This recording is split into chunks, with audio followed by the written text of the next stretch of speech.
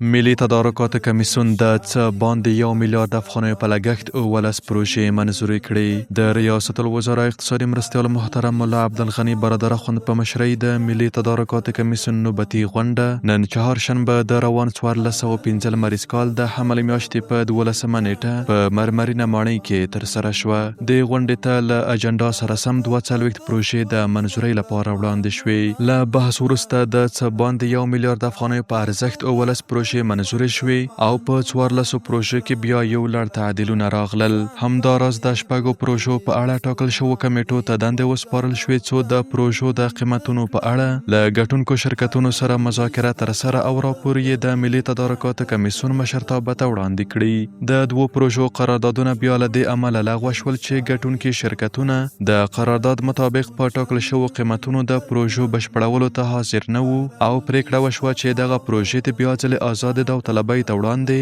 او ګټونکي شرکتونه د محرومیت کمیټې ته معرفي شي. دوه پروژې بیا له دې امله بیا ځلې آزاد داوطلبۍ ته وړاندې شوې چې په آزاده داوطلبۍ کې د شرکتونو له لوري وړاندې شوي قیمتونه د پروژو له تخمیني قیمتونو څخه ډیر زیات وو. همدارنګه د یوې پروژې په اړه بیا اړوند ادارې ته هدایت وشو چې په شرایطو د برابرو شرکتونو ارزونه د بیا ځلې ترسره او راپور د ملي تدارکاتو کمیسیون مشرتابه ته وړاندې کړي. په منظور شو او تعدیل شو پروژو کې د پنجشیر ولایت د پوهنتون لپاره د لیلیې ودانۍ جوړول، د بدخشان ولایت د پوهنتون لپاره د طب پوهنځي د ودانۍ جوړول، له کونړ څخه تر نورستان پورې د غځېدلي سړک د اول او دویم فازونو د چارو بشپړول، د غزنی ولایت په ګیرو ولسوالۍ، د فاریاب ولایت په بندر ولسوالۍ او د ننګرهار ولایت په سپینغر ولسوالۍ کې د عمومي روغتونونو جوړولو او همدارنګه په مختلفو ولایتونو کې د برېښنا رسونې او توزیع پروژې شامل دي. منظور شوی پروژې د